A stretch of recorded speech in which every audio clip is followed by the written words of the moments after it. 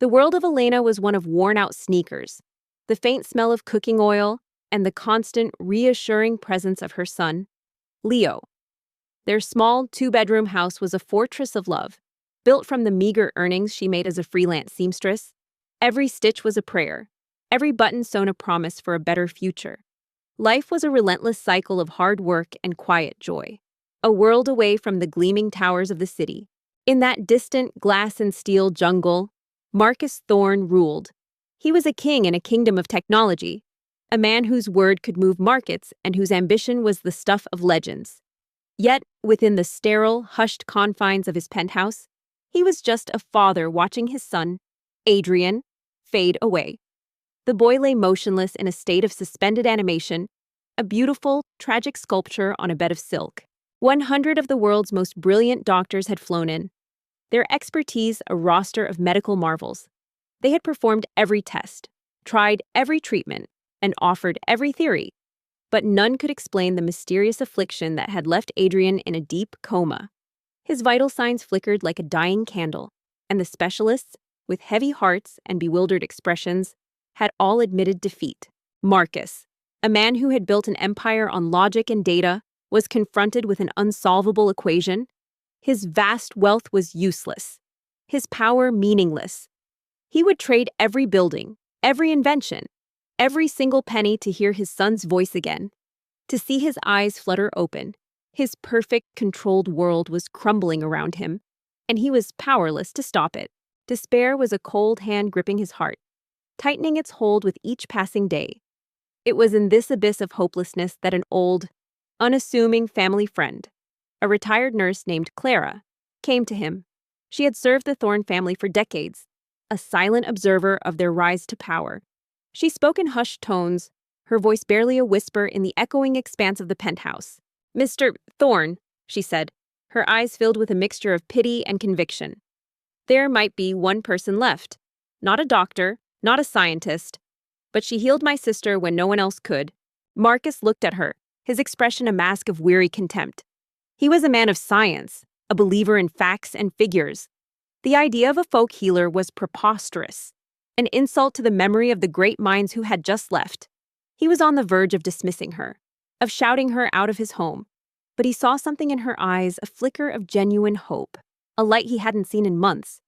The name she mentioned, Elena, was just a name, a last, desperate, irrational roll of the dice. A joke, he thought, but a joke he was now desperate enough to consider. The next day, a sleek black sedan pulled up to a modest house with a bright red door and a small, well-tended garden. A man in a tailored suit, his face a study in stoicism, stepped out. This was Gabriel, Marcus Thorne's head of security, a man whose job was to protect the empire and its assets. Today, his mission was different, to protect a faint, fragile hope. He knocked on the red door, and it was opened by Elena. Her tired but kind eyes met his, and he could see a wariness there, a defensive wall built from years of struggle. She was a woman who had learned to be cautious, especially of men in expensive suits. "Elena," he asked, his voice unexpectedly gentle. "My name is Gabriel. I work for Marcus Thorne." The name hung in the air like a threat. Elena's hand tightened on the doorknob. "I don't know who that is," she said, a lie born of self-preservation, but she knew. The Thorne family was as famous as they were powerful, and their tragedy had been a quiet, persistent hum in the city's news cycle for months. Gabriel saw through her pretense. He didn't push. Instead, he simply looked at her, his expression softening as he spoke of Adrian's condition. "His son, Adrian. He's been in a coma for months. The doctors, they've given up. We were told you might be able to help." Elena's defenses hardened. "I'm not a doctor. I'm a seamstress. You have the wrong person." She started to close the door, but Gabriel's words stopped her. "My son, my daughter, I've seen what it's like to be helpless, to have everything and still feel like you've lost it all." His eyes, normally cold and calculating, held a genuine, raw desperation that Elena recognized instantly. It was the same look she sometimes saw in her own reflection when she worried about Leo's future. Elena's heart pounded. This wasn't just about her. It was about Leo. The money could secure his education, give him opportunities she could only dream of, but the price was her peace of mind. Her mother had always warned her to stay away from the world of the ultra-rich, to protect her abilities and their unique heritage from those who would exploit them. But as she looked into Gabriel's eyes, she didn't see a threat. She saw a man pleading for a child. The wall of wariness crumbled. She took a deep breath, her decision made not by the promise of wealth, but by a mother's empathy for another mother's grief, even if that mother was a world away. "I'll come," she said, her voice steady and resolute. "But I make no promises." Gabriel's face, for the first time, broke into a relieved smile. "No one expects you to, Elena. Just try." The Thorne family estate was a monument to wealth, a fortress of marble and glass that stretched across acres of perfectly manicured lawn.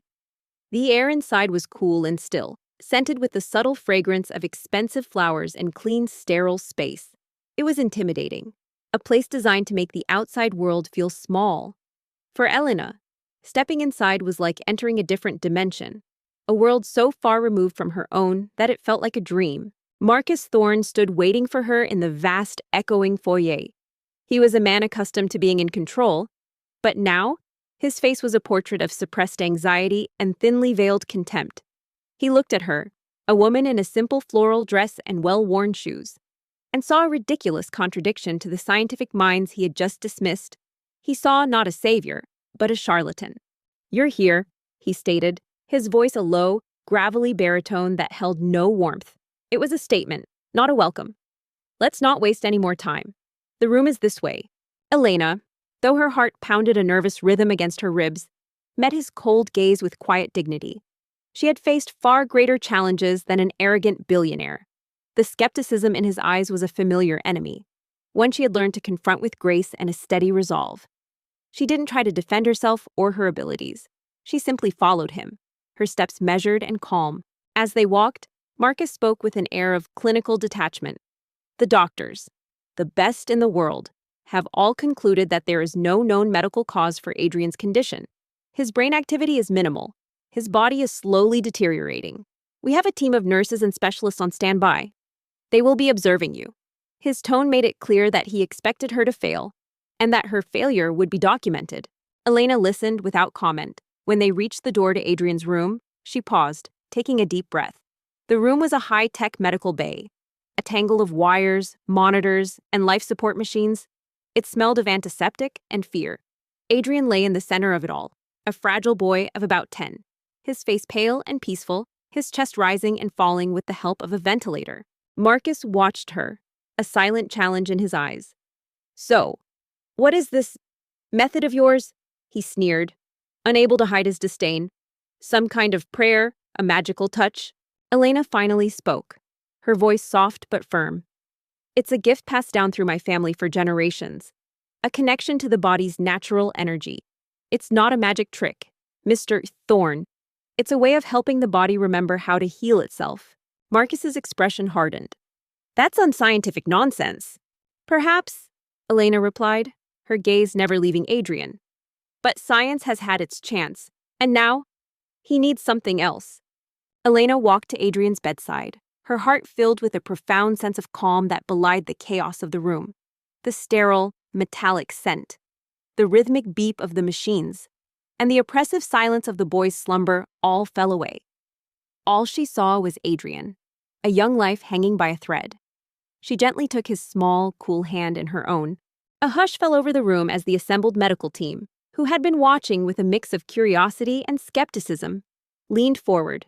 Marcus stood by the door, his arms crossed, a human monument to doubt. The moment Elena's hand touched Adrian's forehead, something shifted. It wasn't a visible light or a dramatic flash of energy. It was a subtle, profound warmth that radiated from her palm, a feeling of deep peace that seemed to fill the sterile air. On the large, flat-screen monitors, Adrian's vital signs, which had been a jagged, struggling line, began to smooth out. The chaotic, desperate rhythm of his heart stabilized. His brain activity, once barely a whisper, began to show a slow but steady increase. A young nurse gasped, her hand flying to her mouth. "Dr. Sterling," the family's personal physician and a man with an ego as large as his reputation, frowned, his eyes fixed on the monitors, searching for an error. He checked the machine's calibration, his fingers flying across the controls, but everything was functioning perfectly. The change was undeniable. It wasn't a sudden, miraculous awakening, but a powerful, steady improvement that defied all medical logic. Adrian's breathing became deeper, more natural. The pale cast to his skin seemed to fade, replaced by a healthier glow. Marcus, who had been watching with detached cynicism, felt a jolt go through him. He saw the change in the numbers, heard the new, stronger rhythm of the heart monitor. He saw the genuine awe on the faces of the doctors who had just days ago declared his son a lost cause. His skepticism, a lifelong companion, began to crack. Elena remained still, her hand resting on Adrian's forehead, a quiet pillar of strength. She wasn't just touching him, she was listening. She was a conduit, helping his body find its way back to itself. When she finally pulled her hand away, the room felt different. The air was charged with a fragile, new hope. Dr. Sterling, still in a state of professional shock, was the first to speak. This is impossible, he stammered, his voice filled with bewilderment. Medically speaking, there is no explanation for this. Marcus, a man of few words and decisive actions, walked toward Elena, his expression unreadable. He looked from her face to his son's peaceful one, a battle raging within him between the man of science he had always been and the father desperate for a miracle. For the first time, he saw her not as a charlatan, but as a woman with an extraordinary gift. The miraculous change in Adrian's condition was a seismic event in the Thorne household. Marcus, a man who believed in evidence and hard facts, had seen it with his own eyes. The undeniable improvement in his son's vitals was the only proof he needed. He immediately dismissed the doctors, a quiet gesture that spoke volumes about his newfound conviction. He then offered Elena a permanent position as Adrian's caregiver, a role that came with an astronomical salary and a private wing of the estate for her and Leo. Elena, though cautious, couldn't refuse. The money would secure Leo's future in a way she never thought possible, and her heart had already formed a powerful, unspoken connection with Adrian. Her son was also a part of this decision, as she felt her presence here was not only for Adrian but also to protect the precious bond she felt was emerging. Her presence, however, was not welcomed by everyone. Dr. Sterling, his professional pride shattered, saw her as an affront to his years of medical training. His resentment simmered beneath a thin veneer of politeness. He watched Elena's every move, convinced she was a fraud, and determined to find a scientific explanation for her trick. The most dangerous opposition, however, came from within the family. Julian, Marcus's younger brother, was a man of ambition and a taste for the finer things in life. With Adrian incapacitated, he had been poised to seize control of the Thorne Empire, a plan he had meticulously crafted for years. His wife, Serena, a woman with a sharp tongue and a venomous heart, was his partner in this sinister plot. They watched Elena with cold, calculating eyes. Her miraculous intervention a cruel twist of fate that threatened to unravel their grand design. They saw her as a commoner, a nobody who had stumbled into their world and was now a significant obstacle. Julian's malicious gaze lingered on the monitors, his mind already churning with ideas of how to discredit and remove her. Marcus, blinded by relief and a growing sense of trust in Elena, failed to notice the predatory looks. He was too focused on his son's recovery and the strange, tender feelings that Elena's quiet strength and unwavering kindness were awakening in him. A war was brewing in the shadows of the Thorne family, a conflict between a father's love and a brother's greed, and Elena, the unassuming seamstress, was at the very center of it all. As Adrian's slow but steady recovery continued, Elena became a quiet fixture in the Thorne estate. She spent her days by his side, humming the soft, old lullabies her mother had taught her, and talking to him in a gentle, reassuring voice. Adrian, though still weak and mostly silent, would often turn his head slightly towards her voice, a flicker of recognition in his eyes. One afternoon, while gently adjusting Adrian's pillows, Elena noticed a small, worn leather cord around his neck. It was a locket, and it was so old and well-loved that its once polished surface was now faded and smooth. A small, strange symbol was etched into its face, a stylized, intertwined pattern that looked like a blooming flower within a circular shield. The symbol sent a jolt of recognition through Elena. It was the exact same mark, a mirror image, of a symbol etched onto a silver bracelet her own mother had always worn. The bracelet had been a treasured family heirloom, a symbol of their heritage and their unique healing gift. Her mother had never told her the full story behind the symbol, only that it was a mark of their ancestors, a reminder of their ancient purpose. A deep sense of unease settled in Elena's stomach. Her mother had worked as a domestic servant for a wealthy family many years ago, a job that had ended abruptly and tragically. Could it have been the Thorne family? 1,000 questions swam through her mind, each one more unsettling than the last. Why would Adrian have a locket with the same symbol? Was there a connection between their families beyond a chance meeting born of desperation? And why had her mother's time with that family ended so mysteriously? The innocent locket, a symbol of a child's treasured possession, now felt like a key to a locked door, a door to a past that was not as simple as she had believed. Elena's quiet healing mission had just become a quest for a long-buried truth. She knew, with a certainty that chilled her to the bone, that the secrets held within that locket were far more important than she could ever have imagined. Elena, clutching Adrian's locket in her hand, felt the weight of history press down on her. The quiet peace of the sick room was now a tense silence, a space where past and present collided. She knew she couldn't simply ask Marcus about her mother.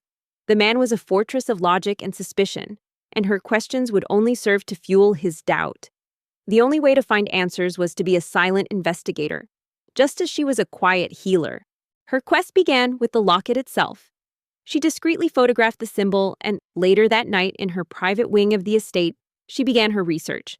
She delved into obscure online databases, sifting through historical records and art history archives. The symbol, she discovered, was a variation of an ancient family crest, a mark of a lineage of healers who had once been advisors to kings and nobles. The research confirmed her fear. Her mother's lineage and Adrian's locket were undeniably connected. Meanwhile, in a different wing of the mansion, Julian and Serena were busy. Julian had his own team of private investigators digging into Elena's background, searching for any weakness they could exploit. Their efforts led them not to a scientific explanation for Adrian's recovery, but to a different kind of weapon: Elena's son, Leo. They discovered he was a gifted artist, a detail Julian saw not as a talent, but as leverage. "Imagine the headline, Serena," Julian said with a cruel smile. "The poor seamstress who healed Adrian is actually a witch, and she's now using her power to enrich her own family.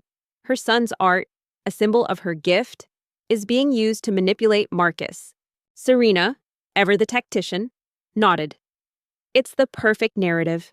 Marcus, the great man of science, has been duped by a cunning con artist.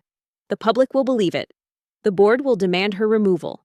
Their plan was set: they would expose Elena's lineage and, in doing so, frame her as a fraud who had taken advantage of Marcus's grief. The locket, a symbol of a shared heritage, was about to become the very tool that would tear them apart. Elena, unaware of the impending danger, was still lost in her quest for the truth, not knowing that the truth itself had become her biggest threat. The tranquility of the Thorne estate was a fragile illusion, and it shattered one morning with the arrival of a special delivery for Marcus. It was a thick, official-looking envelope, a meticulously compiled dossier with Elena's name on it. Julian, with a feigned air of concern, had ensured it was placed directly on Marcus's desk. Marcus, still reeling from the shock of Adrian's partial recovery and the blossoming feelings for Elena, opened the file with a sense of dread. As he read the contents, his face, usually a mask of calm authority, began to crumble. The dossier detailed Elena's lineage, the history of her family's gifts, and the mysterious circumstances of her mother's departure from a powerful family's employ. The document also included a veiled but damning insinuation that Elena was a con artist, using her supposed healing powers to manipulate him for financial gain. The most painful part was the mention of Leo's artwork. It was presented as proof that Elena was already benefiting from their newfound connection, a sign of her calculated greed. The images of Leo's beautiful, innocent paintings seemed to mock him from the pages, twisting a mother's love into a weapon of deceit. "This ends now," he said, his voice a low, dangerous growl. He looked at Elena, his expression a mixture of determination and a question. "You saved my son, Elena. Now, help me save my family." The revelation was too much for Marcus. His rage turned into a wave of profound sorrow and regret. He looked at Elena, still kneeling beside his son. Her quiet strength and unwavering compassion, a stark contrast to the venomous lies he had just read. His harsh words echoed in his ears, a symphony of his own colossal mistake. He walked out of the room, leaving Elena to the quiet, powerful peace of a healing child. His destination was Julian's office, and he was a man on a mission, a father protecting his son, a brother ready to confront his enemy, and a man, for the first time, open to the possibility of a love he had long thought lost. Just then, Clara, the old nurse who had introduced Elena, entered the room, her face full of worry. She walked straight to Marcus, holding an old wooden box in her hand. Marcus, a man who built his empire on precision and timing, moved with the quiet, dangerous resolve of a predator. He strode through the polished halls of the Thorne estate, the dossier clutched in his hand, a weapon more potent than any he had ever wielded. His destination was Julian's private office, a place he had always seen as a sanctuary for his brother's creativity, but now saw as a viper's nest. Adrian, sensing the emotional turmoil around him, stirred. For the first time in months, his eyelids fluttered open, revealing clear, blue eyes. They were not unfocused or blank. He looked directly at Elena, and a tiny, fragile smile touched his lips. He found Julian and Serena there, clinking champagne flutes, their faces alight with a triumphant, cruel glee. The celebratory air in the room was a stark contrast to the desperate quiet of Adrian's medical bay. They hadn't expected him so soon, and their smiles froze on their faces as he entered. Just as Marcus was grappling with this devastating information, a new crisis erupted. Adrian, who had been making slow but steady progress, suddenly took a turn for the worse. His vital signs plummeted, the monitors screaming a desperate alarm. The peaceful rhythm that Elena's touch had established was replaced by a frantic, erratic beat. "Brother," Julian said, his voice a practiced smooth veneer, "to what do we owe this visit?" "Leo," he whispered, his voice a dry, raspy sound that was barely audible. Marcus didn't reply. He simply dropped the dossier on the large mahogany desk, its pages scattering like fallen leaves. Julian's eyes flickered to the papers, recognizing the familiar logo of the private investigation firm he had hired. His face paled. "Mr. Thorne," she said, her voice ringing with an unexpected authority, "you don't understand. Adrian fell into this state not because of illness, but because of the loneliness and fear we inadvertently caused. He has lost all connection. Elena is not a fraud. She is his hope, just as Adrian's mother was yours." "What is this?" Serena hissed, her voice sharp with panic. Elena's eyes widened in surprise. She had been humming the same lullaby she sang to her own son, Leo, and Adrian, in his deep slumber, had heard her. He had remembered. "This," Marcus replied, his voice a low, chilling whisper, "is the proof of your greed, the truth you tried to bury." He then told them everything about the locket, about Clara's revelation, and most importantly, about Adrian's whispered word, Leo. Marcus's words echoed in the hospital room, sharp and cruel as a knife. Elena was stunned, her heart breaking into pieces not only from the accusations but also from the utter pain in his eyes. She saw the file on the table, and in that moment, all the pieces clicked together. Julian, the one who had put her in danger, the one who had turned her kindness into a crime. Julian's bravado crumbled. "It's a coincidence, a lie, that woman is a charlatan." Marcus, his heart pounding with a desperate hope, took a step forward. He saw the connection, the undeniable bond between Elena and his son. The dossier, with its malicious lies, now felt like a worthless piece of paper. He had been a fool, blinded by his own grief and the poison of his brother's ambition. "She is the one who saved my son," Marcus said, his eyes blazing with a cold fury. "And you, Julian, almost killed him. You used my grief as a weapon. And now I'm going to use your greed to tear down everything you've ever built." Marcus frowned. "What are you talking about?" Julian's face was a mask of terror. He knew the ruthlessness of his brother. He also knew that with Adrian's recovery, his claim to the company was gone. He and Serena were finished. In that moment, everything shifted. The battle between love and greed, truth and lies, had finally found its conclusion. Marcus knew what he had to do. His priority was not just to save his son, but to protect the woman who had brought him back from the brink. the woman who was connected to his past in a way he had never imagined. And for the first time in a very long time, he felt a flicker of hope, not just for Adrian's life, but for his own. Meanwhile, back in Adrian's room, Elena sat beside the boy, holding his hand. She felt the warmth returning to his skin, the powerful, steady beat of his heart. She saw not just the Thorn scion, but a boy who had been lonely and afraid, and a mother who had lost a part of herself long ago. In the quiet of the room, a new family was being forged, a bond born from grief and desperation, but now growing in the fertile ground of hope and truth. The arrival of a frantic Elena, who rushed into the room and immediately reached for Adrian's hand, was the final straw. For a moment, Marcus saw only the deceitful image from the dossier, a woman using his son as a pawn in her grand scheme. His voice, once a quiet, confident command, was now a harsh, broken shout. In the aftermath of the confrontation, the Thorn mansion, once a bastion of order and prestige, became a place of profound change. Julian and Serena were cast out, their betrayal a wound that would heal, but never be forgotten.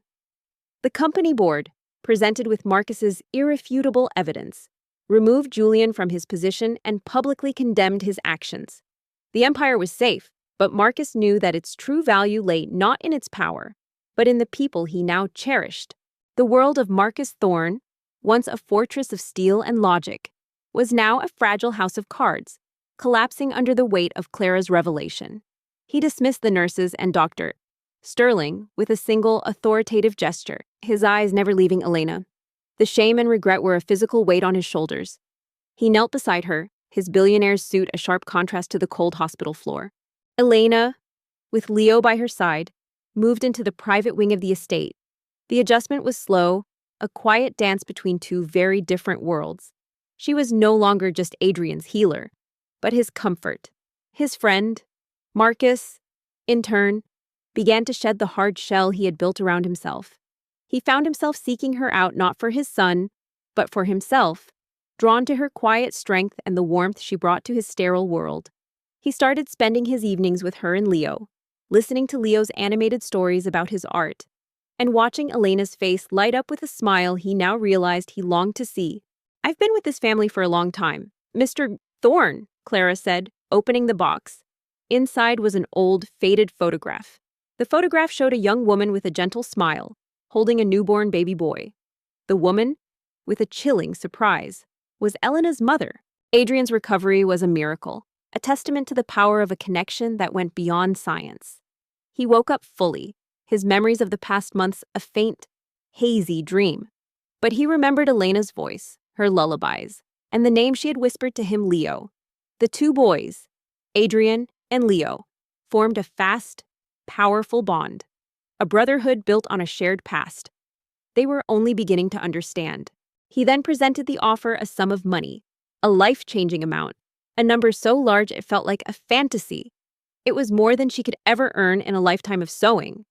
He explained that it was a retainer, a gift for simply trying, no matter the outcome. One evening, as the sun set over the perfectly manicured lawns, Marcus and Elena stood on a balcony, watching the two boys play on the grass below. The air was cool and peaceful. "Elena," he said, his voice raw with emotion, "I am so sorry.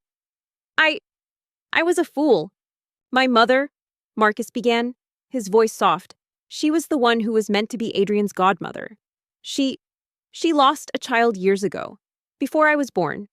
She said she felt an undeniable pull, a spiritual connection to my son. She told me to find a way to heal him, even if it meant looking beyond the realm of medicine. She always said that love, not science, was the greatest healing force." Adrian, as if sensing the tension in the air, became even more unsettled. The beeping of the heart monitor became more chaotic, and the boy's face paled visibly. The nurses panicked, trying to adjust the equipment and prepare for an emergency intervention. Dr. Sterling, with a look of barely concealed glee, hurriedly pushed Elena away. "You heard me," he said, his tone full of triumphant contempt. "Enough." Elena looked at him, her heart filled with a mixture of hope and a profound understanding. "My mother always told me the same thing," she whispered. "She said love was the greatest gift, and the greatest healer." Elena looked at him, Her eyes filled not with anger, but with a deep maternal concern for Adrian. "It's not about us, Mr. Thorne. It's about him." She gestured to Adrian, whose eyes had now closed again, his breathing now calm and steady. The crisis had passed. Marcus took her hand, his touch gentle and sure. "Our mothers knew. They knew we would find each other. They knew we would find a way to heal our families, and in doing so, heal ourselves." The past had finally come full circle, not with a tragic ending, but with a new beginning, a love story born from a shared history and a miracle that was only just the start. And in her arms, wrapped in a blanket, was little Adrian, with a locket with a flower and shield symbol around his neck. It was an autumn morning. The air was crisp and the sun was shining brightly over the lush green lawns of the Thorne estate. Adrian and Leo were laughing and chasing a soccer ball around, the boys' clear laughter echoing throughout the garden, a sound Marcus had thought he would never hear again. Elena stood on the balcony, watching her sons, her face radiant with peace. She had found a family here, a family built not on money or status, but on understanding and compassion. Marcus walked up to her, placing a hand gently on her shoulder. "I've spent my life building an empire, but all I want now is to build a home." He looked into her eyes, his eyes no longer cold as a businessman, but filled with tenderness and promise. "Elena, you and Leo brought light to this house. You brought my son back, and you brought me back to myself. Give me the chance to make this house ours. Forever." Marcus nodded, his hand reaching out to touch Adrian's small forehead, a gesture he had not dared to make in months. He felt a profound sense of gratitude and a new, powerful resolve. He knew now that his fight wasn't just against an unknown illness, but against the insidious poison of his own family. Elena knew this was the moment she had been waiting for. She looked into his sincere eyes at the two boys playing below, and she knew her answer was not just for herself, but for these two. Marcus, torn between the dossier's poison and the frantic pleas of the nurses, felt his world spiral out of control. He looked from the damning papers in his hand to the pale, struggling face of his son. The quiet healing that had brought him so much hope now seemed like a cruel mirage, a trick designed to make this moment of relapse even more devastating. "You don't have to search anymore, Marcus," she said, her voice full of emotion. "We found our home." "Julian," he said, the name a cold, hard stone on his tongue. "He did this. He found a way to use my own grief against me." Marcus smiled, his first real smile in years. He held her close, a firm, hopeful hug. Their love was an epic poem written with the secrets of the past and the promises of the future. They decided to establish a charity, the Adrian and Leo Foundation, to help families with terminally ill children and to support holistic healing. It was their way of honoring their mother's legacy, and it was their way of starting a new life. The photograph was a bomb that detonated in the heart of Marcus Thorne's world. He stared at the image, his mind struggling to process the impossible truth. The young woman in the photo, the mother he had lost, and the woman he now suspected of treachery were one and the same Elena's mother. The old family nurse, Clara, had been right all along. This was not a coincidence. This was fate, a tangled web of past and present. On a sunny afternoon, in the rose garden of the estate, Marcus and Elena exchanged vows, witnessed by Adrian, Leo, and Clara. It was not just the joining of two people, but the merging of two worlds, a promise of a new family. Now, they not only had a future together, but they had built a family together, a real home, where love was not a cure for pain, but the starting point of all happiness. As time passed, the Thorne estate was filled with laughter and warmth. The charity Adrian and Leo Foundation flourished, becoming a beacon of hope for countless families. Under the leadership of Marcus and Elena, the foundation combined modern scientific advances with holistic healing methods, honoring both their mothers' legacies. They demonstrated that compassion and innovation can go hand in hand. Elena's gaze softened. He was afraid of losing control. He saw me as a threat to his plans. Adrian and Leo grew up as brothers. Adrian, with Elena's help and love, fully recovered, becoming an intelligent, compassionate boy. Leo, with Marcus's encouragement, developed his artistic talent, becoming a promising young artist. His first painting, a depiction of the Thorne estate with 4 people, symbolizing a new family, hung in the most prominent place in the living room, a daily reminder of their journey. But Elena had made up her mind. She couldn't leave. Even if Marcus pushed her away, even if the world turned its back on her, she was still Adrian's only hope. She pushed past Dr. Sterling and placed her hand on Adrian's chest, closing her eyes. Marcus looked at her with hatred. But when he saw Elena's determined gaze, that hatred began to waver. In the years that followed, Marcus and Elena had another daughter, Ilara, a little girl who had her mother's gentleness and her father's sharp eyes. Ilara's birth was a confirmation that their family was not just a combination of two paths, but also the beginning of a new future. Marcus looked at her, truly seeing her for the first time, not as a charlatan, not as a hired hand, but as a woman of incredible strength and compassion. A woman connected to his own past in a way he was only beginning to understand. He also saw her as a potential ally, a partner in a war he hadn't known he was fighting. One evening, the family sat around the fireplace, soft music playing. Marcus looked at Elena, who was reading to Ilara, and felt a deep peace that money and power could not bring. He remembered the day Elena first entered this house, a stranger carrying a fragile ray of hope. Now, she was the heart of the family, the one who taught him that true wealth was not the balance in the bank account, but the love in every moment. Adrian's mother. Clara's voice was soft, but it cut through the deafening silence. She was my dearest friend. I promised her I would watch over her son. But when she was gone, I made a mistake. I couldn't protect him. I was supposed to be his godmother. They found each other, not in a fairy tale, but in a true story of loss, betrayal, and ultimately, redemption. The Thorne family found not only healing, but a home where love is the greatest legacy. He stood up, his posture a quiet declaration of war.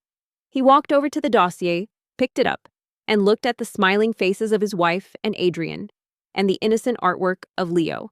He now understood Julian's malice, a plot designed to sever the one true connection that could save Adrian.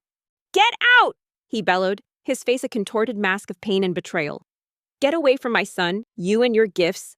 They are a lie,